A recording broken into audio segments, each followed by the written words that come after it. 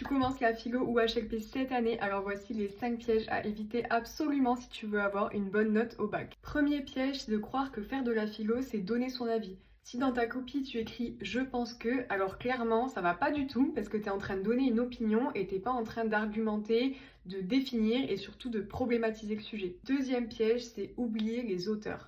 La philo, c'est pas un monologue, t'es là pour discuter avec les auteurs et t'es pas obligé d'être d'accord avec eux, mais il faut que tu montres que tu les as compris. Troisième piège, croire que la notation dépend de l'avis du prof.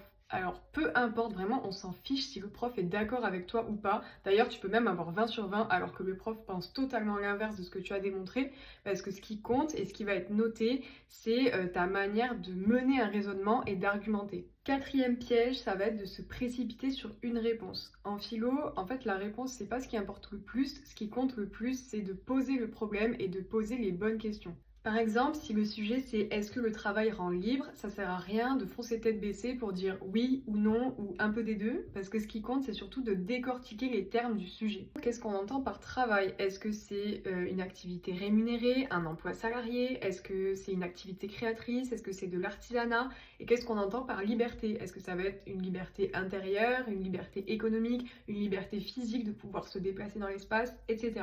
Donc c'est cette décortication des termes qui permet de montrer que la réponse ne va pas de soi et que si on pose la question, c'est qu'il y a un vrai problème à résoudre. Cinquième et dernier piège à éviter, c'est de croire que la philo c'est inné.